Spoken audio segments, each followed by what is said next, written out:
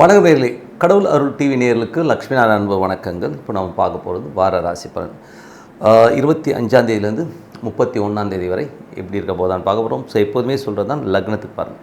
ராசிக்கு பார்ப்பதை விட லக்னத்துக்கு பார்க்க ரொம்ப பர்ஃபெக்டாக இருக்கும். உதாரணமாக ஒரு மகர லக்னம் விருச்சிக ராசினா நீங்கள் விருச்சிக ராசிக்கான பலன்களை பார்க்கறத விட மகர ராசிக்கான பலன்களை பார்க்குறது ரொம்ப பர்ஃபெக்டாக இருக்கும். முதல்ல வர்றது பொது பலன்கள், அதுக்கப்புறம் தசாபுக்தி பலன்கள். உங்கள் ஜனனகால ஜாதகத்தில் என்ன தசாபுக்தி அந்தரங்கள் வருதோ அதை மிங்கிள் பண்ணி பாருங்கள், ரொம்ப பர்ஃபெக்டாக இருக்கும். வீடியோட எண்டில் டிப் ஆஃப் த வீக் இருக்குது, மறக்காமல் பாருங்கள். விருச்சிக ராசி. ஸோ விருச்சிக ராசிக்கு பார்த்திங்கன்னா உங்களுக்கு ராசி அதிபதி செவ்வாய் 6ல் இருக்கும்போது வேலை விஷயங்கள், நல்ல அற்புதமான விஷயங்கள், தொழில் ரீதியான விஷயங்கள், ஏதாவது லோன்ஸ் அப்ளை பண்ணிங்கன்னா கிடைக்கிறதுக்கான வாய்ப்புலாம் நிறையா இருக்குது. ஸோ அதே நேரம் தொழில் ரீதியான விஷயம், லீகல் சம்மந்தமான விஷயம் கொஞ்சம் கேர்ஃபுல்லாக இருந்துக்கிறது ரொம்ப ரொம்ப நல்லதுங்க. 2 5ஆம் அதிபதியான குரு உங்களுக்கு 8ல் இருக்கும்போது ரொம்ப கவனமாக இருக்கணும். ஏன்னா குழந்தைகள் கொஞ்சம் எதிர்த்து பேசுறது, குடும்பத்தில் தேவையில்லாத வாக்குவாதங்கள் அதுக்கான ரொம்ப கவனமாக இருந்துக்கிறது ரொம்ப ரொம்ப நல்லது. 3 4ஆம் அதிபதியான சனி 5ல் இருக்கும்போது ஆன்மீக பயணங்கள், ஆன்மீக சுற்றுலா போகிறதுக்கான வாய்ப்புகள் நிறைய இருக்கும். அதே நேரத்தில் அது புதனுடைய சாரத்தில் இருக்கும்போது கொஞ்சம் கவனமாக வீடு விற்பனை, சொத்து சம்மந்தமான விஷயங்கள்லாம் ஹேண்டில் பண்ணணும். உங்களை மற்றவங்க ஏமாத்துறதுக்கான வாய்ப்பு இருக்கிறனால ரொம்ப ரொம்ப கவனமாக இருக்கின்ற ஒரு காலகட்டம். கொஞ்சம் கவனமாக இருங்க. வண்டி வாகனம்லாம் சர்வீஸ் விட்டிங்கன்னா மெக்கானிக்குங்களோ யாரையோ உங்களோ ஏமாத்துறதுக்கான வாய்ப்பும் நிறைய இருக்குது. ஸோ அதனால் அது கொஞ்சம் கவனமாக இருக்குங்க.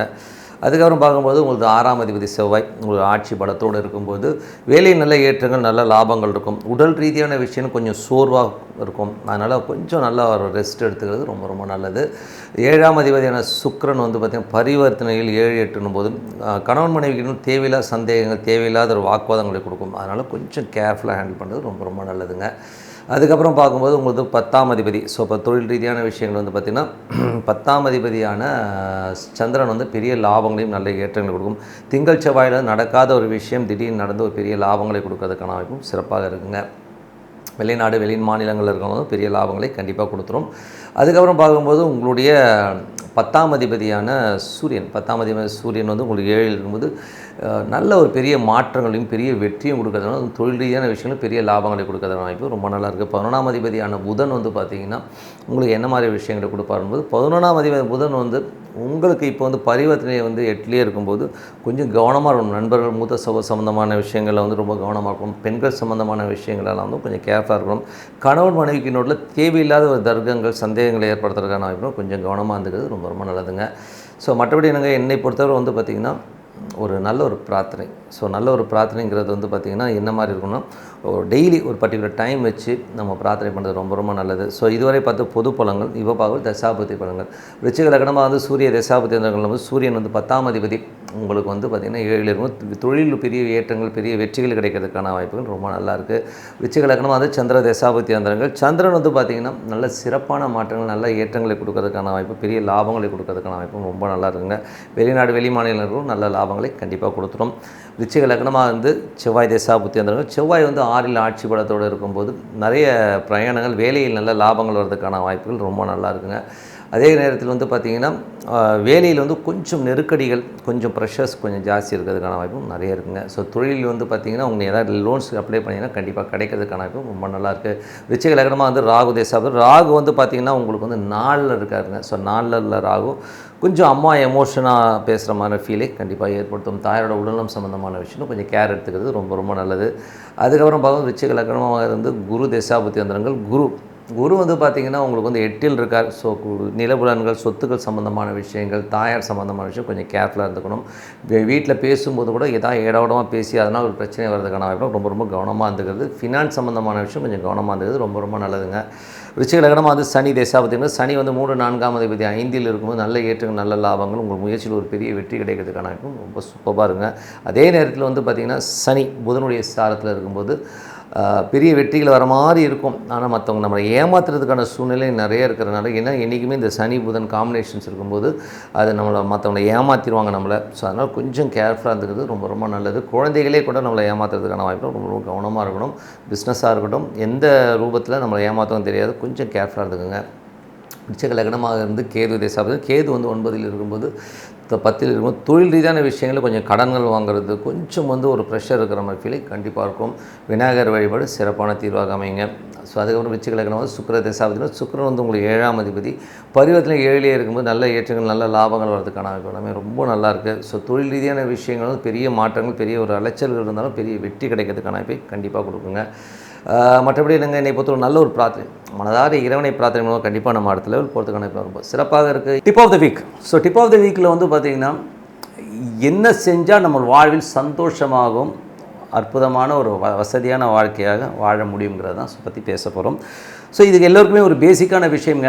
இதில் வந்து எல்லோருமே மறந்த ஒரு விஷயம் என்னென்னா ஒரு பிரார்த்தனைங்கிற ஒரு விஷயத்தை நம்ம இப்போ மறந்துட்டோம். ஏன்னா இப்போ டெய்லி லைஃப்பில் வந்து பார்த்திங்கன்னா எல்லோருமே படுக்கிறது போகிறதே வந்து பார்த்திங்கன்னா 12 மணி 12:30 மணி இந்த மாதிரி வந்து ஒரு நைட் ஹவர்ஸில் லேட்டாக வந்து தூங்கி எந்திரிக்கிறதே வந்து 7-8 மணிக்கு எந்திரிக்கணும். ஸோ இதனால் வந்து நம்ம ஜியாகிரபிக்கல் சிஸ்டம் நம்ம பாடிக்கும் அந்த ஜாகிரபி சிஸ்டத்துக்கும் நிறைய வேறுபாடுகள் வந்துடுது. ஸோ அதனால் வந்து நமக்கு வந்து நிறைய பிரச்சனைகள் உடல் ரீதியான விஷயங்கள் கண்டிப்பாக வருதுங்க. ஸோ ஜாதக ரீதியாகவும் சரி ஆன்மீக ரீதியாகவும் பார்த்திங்கனாலும் நைட்டு சூரியன் வந்து அவங்க என்ன சொல்ல வராங்கன்னா, சூரியன் வந்து அஸ்தமிக்குது இல்லைங்களா, 6 மணிக்கு வந்து சூரியன் வந்து அஸ்தமிக்கும் போது 6 மணிக்கு முன்னாடி 5:30 மணிக்கே வந்து உங்கள் ஃபுட்டை முடிச்சுக்கணும். ஸோ அந்த மாதிரி ஃபுட்டை முடிச்சுக்கிறது ரொம்ப ரொம்ப நல்லது. அதுக்கப்புறம் சூரியன் அஸ்தமானதுக்கப்புறம் எந்த ஃபுட்டும் எடுக்காமல் இருக்கிறது ரொம்ப ரொம்ப நல்லது.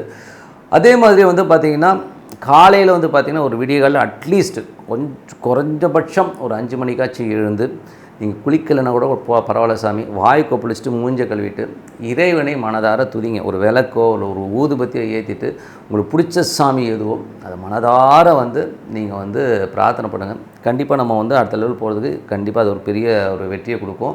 இது எப்படிங்க நீங்கள் சொல்கிறீங்க, அவன் நல்லா இல்லையா இவன் நல்லா நிறைய எடுத்துக்காட்டுகள் நீங்கள் சொன்னாலும் என்னை பொறுத்தவரை நான் ஒரு சிறந்த உதாரணம் சொல்லுவேன். நம்ம பிராமண சமுதாயத்தில் எடுத்துக்கோங்க. அவங்க வந்து ஒரு ட்ரெடிஷனாக வந்து ஒரு வழக்கத்தை வச்சுருக்காங்க. இப்போ வந்து பார்த்திங்கன்னா காலையில் எழுந்த உடனே பார்த்திங்கன்னா காயத்ரின்னு ஒன்று பண்ணுவாங்க. ஸோ அவங்க வந்து காலையில் எழுந்தோன்னே அது கம்பல்சரி பண்ணி ஆகணும். அது சூரிய உதயத்துக்கு முன்னாடியே வந்து அவங்க பண்ண ஆரம்பிச்சிருவாங்க. ஸோ காயத்ரி வந்து கம்பல்சரி அவங்க வந்து அந்த காயத்ரி தேவி மந்திரத்தை அவங்க கண்டிப்பாக பண்ணி ஆகணும். பூணூல் போட்டவங்க கண்டிப்பாக பண்ணி தான் ஆகணும். அதே மாதிரி ஈவினிங்கில் வந்து சந்தியாவந்தனம். ஸோ ஈவினிங் வந்து அந்த விஷயத்தை அவங்க வந்து கரெக்டாக ஃபாலோ பண்ணிட்டு வராங்க. பூஜை புனஸ்காரங்களை பர்ஃபெக்டாக பண்ணுறனால தான் பாருங்கள் இன்றைக்கி வந்து பார்த்திங்கன்னா அவங்களுக்கு வந்து நிறைய விஷயங்கள் மறுக்கப்பட்ட போதும் அவங்க இன்றைக்கி நம்பர் 1ல் தான் இருக்காங்க. இந்தியாவில் வந்து நமக்கு வந்து பெரிய வேலை வாய்ப்புகள் இல்லைனா கூட அவங்க வெளிநாட்டில் வந்து ஒரு பெரிய லெவலில் வந்து அவங்க இன்றைக்கி ஒரு அமெரிக்கா போல் ஒரு விஷயங்களில் வந்து மாபெரும் ஒரு அந்த கம்யூனிட்டியில் இருக்கும் பெரிய லெவலில் சக்ஸஸாக இருக்காங்க. காரணம் என்ன, இந்த பூஜை புனஸ்காரங்கள் வந்து அவங்க வழியாக வந்து அந்த இதை மாறாமல் ட்ரெடிஷ்னலி ஃபாலோ பண்ணுறனால தான் இன்றைக்கும் அவங்க வந்து ஒரு வெற்றி பெற்றவர்களாக இன்றைக்கி இருக்கிறாங்கன்றது தான் உண்மையான விஷயம். அதனால் நம்மளும் அதை ஃபாலோ பண்ணணும். ஏன்னா வந்து இன்றைக்கி நீங்கள் போட்டு ஒரு விதையை போட்டு நீங்கள் ஒரு பழக்கத்தில் கொண்டு வந்தீங்கன்னா தான் அடுத்த ஜென்ரேஷனுக்கு இதை கொண்டு வர முடியும். இல்லைன்னு வைங்களேன், இவன் வந்து நைட்டு 1 மணிக்கு பிரியாணி சாப்பிட போயிடுவான். ஸோ நைட்டு 1 மணிக்கு பிரியாணி சாப்பிட்லாம், 10 மணிக்கு தண்ணி அடிக்கலான்னு போனான்னா கண்டிப்பாக உடல் ரீதியாகவும் மன ரீதியாகவும் நிறைய பிரச்சனைகள் காணாமல் நம்ம அடுத்த நாள் வேலையை ஒழுங்காக பண்ணாமல் ஏகப்பட்ட பிரச்சனைகள் நம்ம லாக் ஆகிடுவோன்றது தான் உண்மையான விஷயம். அதனால் நம்ம வாழ்க்கை நம்ம கிட்ட தான் இருக்குது.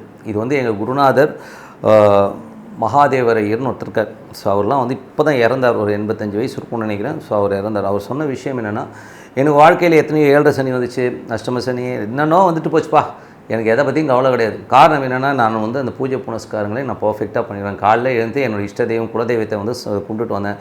என்னை வந்து எந்த சாமி, நான் 42 வருஷம் ஆச்சு ஜாதக நோட்டை பார்த்து தொட்டு எல்லாமே வந்து இறைவன் வந்து என்னை பார்த்து அவ்வளோ அருமையாக வாழ்ந்துட்டேன் மாட்டேன். அவர்லாம் வந்து பார்த்திங்கன்னா ஒரு ஒரு பெரிய லெவலில் இருந்த ஒரு மனுஷன்.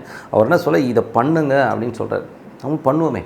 ஸோ பண்ணும்போது கண்டிப்பாக நமக்கும் ஒரு வளமான வாழ்க்கை, சந்தோஷமான வாழ்க்கை கண்டிப்பாக அமைகின்றதில் எந்தவித மாற்றம் இல்லை. கண்டிப்பாக வந்து ஃபாலோ பண்ண சொல்லிட்டு உங்களோட விடைபெறுவது உங்கள் லக்ஷ்மி நாராயணன். நன்றி, வணக்கம். கடவுள் அருள் டிவியை பார்த்தமைக்க நன்றிகள். மேலும் இது போன்ற தகவல்களை தெரிந்து கொள்ள கடவுள் அருள் டிவியை சப்ஸ்கிரைப் செய்யுங்கள். மறக்காமல் பெல் ஐக்கானை கிளிக் செய்யுங்கள்.